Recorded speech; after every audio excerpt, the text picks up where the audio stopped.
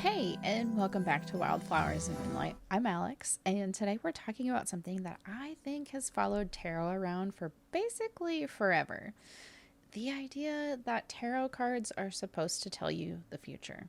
You shuffle the cards, you ask what's going to happen, you dramatically flip over the death card, lightning strikes somewhere in the distance, and your entire life is apparently ruined.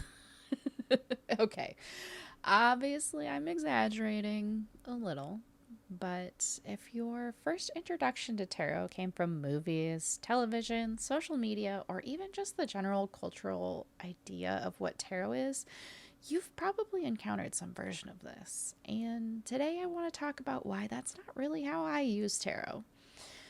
More importantly, I want to talk about what tarot can become when we stop asking it to predict our lives and start asking it to participate in them. So grab your coffee, tea, tarot deck, or whatever you've brought with you today and come sit with me. We've got some cards to talk about.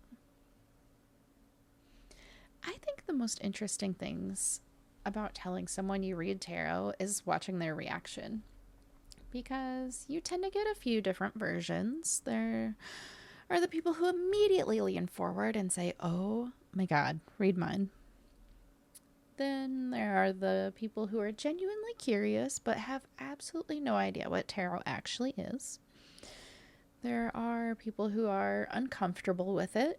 And then there's people who immediately want to know, can you tell me what's going to happen? And I understand why these things happen. Because that's the version of tarot we've been shown over and over again. A mysterious reader sits across from someone. They turn over a card. The expression changes. The music gets ominous. And suddenly we know someone is going to die. Because usually they pull the death card, which we'll definitely have an entire conversation about that card eventually. Because death has been doing entirely too much unpaid acting work in horror movies. But that's not what happens when I sit down with my cards. And I'm not sitting there thinking, okay, deck, tell me exactly what's going to happen next Thursday at 2:37 in the afternoon. I use tarot much more as a conversation. Sometimes it's a conversation with myself. Sometimes it's a way of examining a situation. Sometimes it's a way to notice something I've been avoiding. And sometimes a card lands on the table and I immediately think, well, that was rude. If you read tarot, you know exactly what I mean. Not because the card has magically sentenced me to something terrible, but because sometimes a card puts a mirror in front of something you've been doing a very impressive job of not looking at.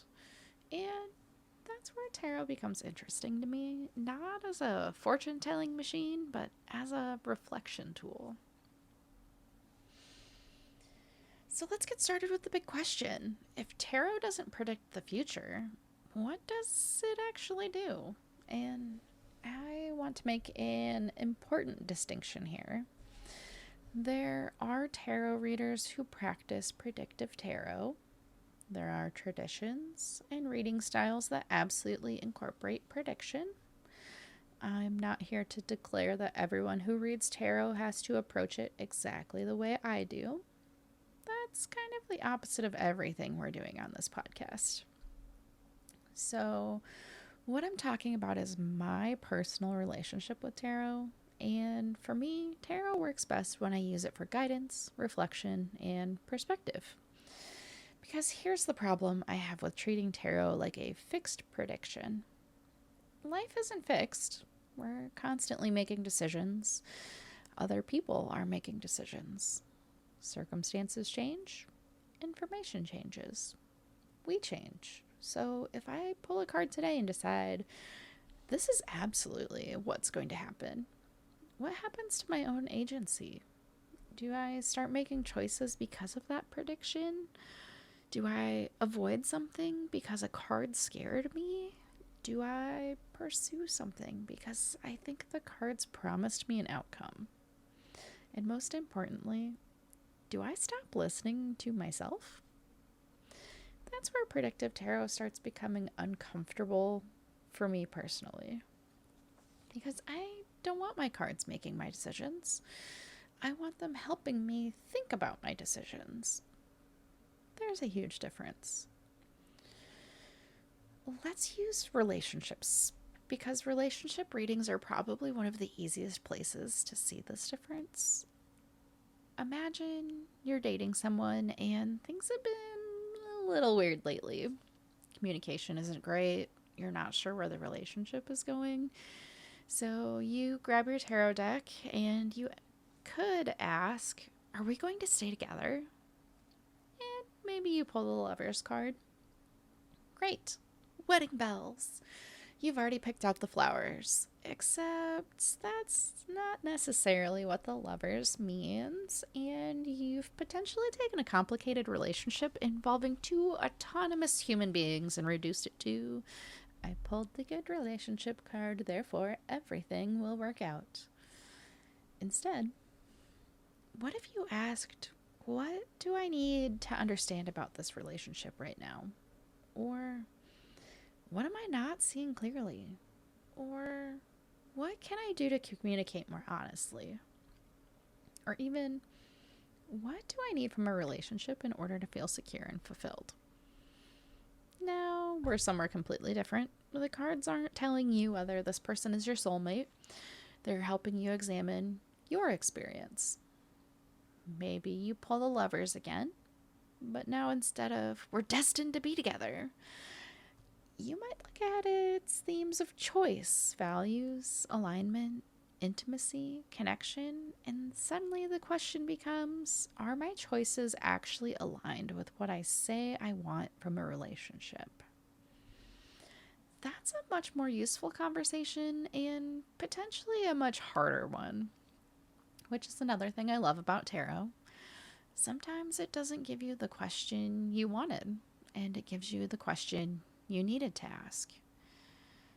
This is why I often describe tarot as a mirror. The cards contain imagery, symbols, archetypes, emotions, conflicts, relationships, beginnings, endings, fears, desires. Basically, the entire messy human experience packed into 78 little pieces of cardboard. And when we look at those images, we make connections. Something stands out. Maybe you've looked at the same card 50 times and suddenly one tiny little symbol is the first thing you notice. Why?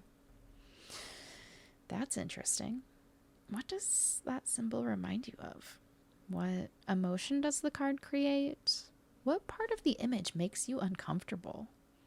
What story do you immediately tell yourself about what's happening? Those questions can reveal a lot. And that's basically only, actually one reason I encourage people learning tarot to spend some time with the imagery before immediately grabbing the guidebook. The guidebook is useful. Please don't throw away your guidebooks. I love guidebooks. But before someone else tells you what you're supposed to see, what did you see? That's what matters. Maybe you're wondering, what if I pull a bad card? This is probably one of the biggest fears beginners have. What if I pull a bad card? The Tower, the Ten of Swords, the Three of Swords, the Devil, Death, you know. The cards with absolutely terrible public relations. Here's where reframing tarot away from prediction becomes incredibly helpful. If I believe tarot predicts fixed events, pulling the Tower could be terrifying. Something horrible is going to happen. Okay, what? When? Can I stop it? Should I cancel my plans? Do I need to bubble wrap myself? But if I'm using tarot reflectively, the tarot becomes a very different conversation. Maybe something in my life feels unstable. Maybe I'm clinging to something that isn't working. Maybe a belief I've held is being challenged. Maybe change is happening faster than I'm comfortable with. And maybe I just need to ask what foundation in my life actually needs attention right now. Those things are actionable, and it doesn't require me to spend the rest of my day waiting for disaster. The same goes for death. Death can represent endings, transition, transformation, letting go, closing one chapter so another can begin. Sometimes that's painful, and not every tarot reading needs to be wrapped in positivity, which I was a little tangent here. I was in the local metaphysical shop and I was looking at tarot books, and literally there is an entire book about putting a positive spin on every tarot reading. And while not every tarot reading needs to be wrapped in positivity, I'm a little curious and I may pick up that book to see what that author's views are and why every reading needs to have a positive spin. Maybe a little new perspective for me. Who knows? But either way, just because you pull a difficult card like death, it doesn't automatically mean doom. There is an important distinction. So sometimes the internet makes this weird sometimes, and here's one of my little tarot soapboxes. Social media can make tarot feel much more deterministic than it needs to be. Like me, you probably spend far too much time scrolling TikTok and you come across tarot readings, and you've probably seen the videos like, if you're seeing this, this reading was meant for you. They're going to text you within 48 hours. Your soulmate is coming. This person secretly regrets losing you. And somehow, the person you're thinking about is always obsessively thinking about you at exactly the same time. Apparently, nobody on the internet has ever moved on. And listen, those videos can be entertaining. I'm not here to confiscate anyone's TikTok, but I do think we need to be careful about giving a generalized reading made for thousands or millions of people authority over actual lives. Especially when we're emotionally vulnerable.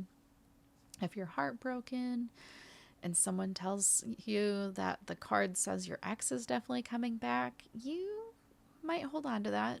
You might wait, and you might interpret everything they do through that prediction. And that's where tarot can stop being empowering and start giving away your agency. I personally don't want that for my practice. I want tarot to return me to myself, not make me dependent on the next reading. One of the biggest shifts in my tarot practice came from learning the questions matter. Instead of, will I get the job? Try, what energy can I bring into this interview? Instead of, does this person like me? Try, what should I understand about the dynamic between us? And instead of, am I going to be successful? Try, what's currently helping or hindering my progress? Instead of, should I do this? Maybe try asking what I need to consider before making this decision.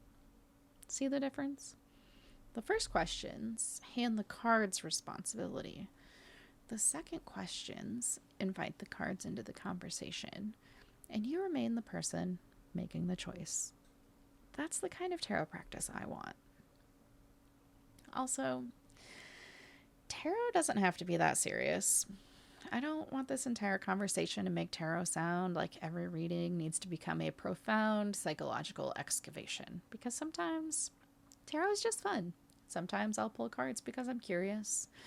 Sometimes I'll use them for creative inspiration. You can use tarot for journaling, character development, storytelling, choosing what energy you want to focus on, exploring a theme, learning symbolism. You can pull a card and ask, what should I embrace today? And then you can pull one at the end of the day and ask, what did today teach me? You can even pull cards for fictional characters. Actually, that's a really fun way to learn tarot. Pick a character that you know incredibly well and ask which major arcana card represents them. Then explain why. Now you're learning tarot through something you already understand. Tarot doesn't always need incense burning and dramatic moonlight, although obviously I'm never going to object to dramatic moonlight. Look at the name of this podcast. But the magic isn't necessarily in making the experience look mystical, it's in the conversation you're having.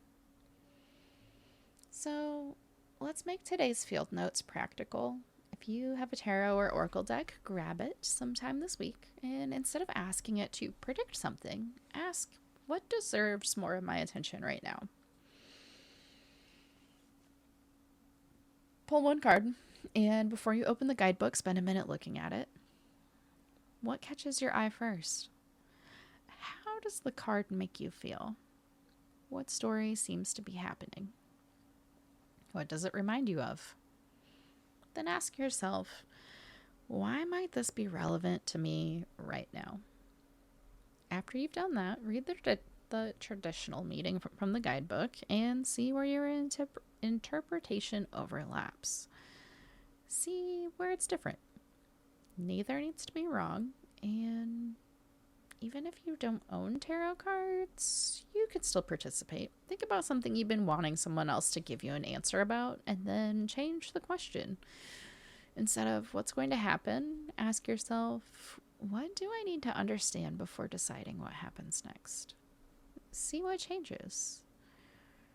And if you're new to tarot, there's something I really want you to remember. You don't have to be psychic to read tarot. You don't need to memorize 78 cards before you're allowed to use your deck. You don't need a special initiation. You don't need someone else to buy your first tarot deck. You don't have to cleanse it exactly the right way. And you certainly don't have to predict the future. You can learn slowly, one card at a time. You can look things up. You can change your interpretation as you gain experience. You can develop your own relationship with your cards, and you're allowed to decide what role tarot has in your life. Maybe it becomes part of your spiritual practice. Maybe it's a journaling tool. Maybe you love studying the symbolism. Maybe it's something you pull out occasionally when you need a different perspective. There isn't one correct way to be a tarot reader, and there's one thing I would love for you to take away from today's conversation. It's this. Tarot doesn't have to tell you what happens next to be valuable. Sometimes its greatest value is helping you notice what's happening right now. If you're beginning your own tarot journey, I actually have a 30-day tarot challenge designed to help you spend a little more time with your cards every day, strengthen your intuition, and develop your own relationship with your deck. And if today's conversation gave you something to think about, come join us in Wildflowers Moonlight Discord. I'd love to hear how you use tarot, or what questions you have if you're just starting. You can also find the field guide where we go deeper into tarot, astrology, numerology, self-discovery, and what other trails we've wandered down lately. And before you go, here's your question for the week. If you stopped asking tarot to tell you your future, what would you want it to help you understand about your present? Sit with that one. Maybe pull a card. See what happens. Until next time, stay curious, wander gently, and I'll meet you back here beneath the moonlight.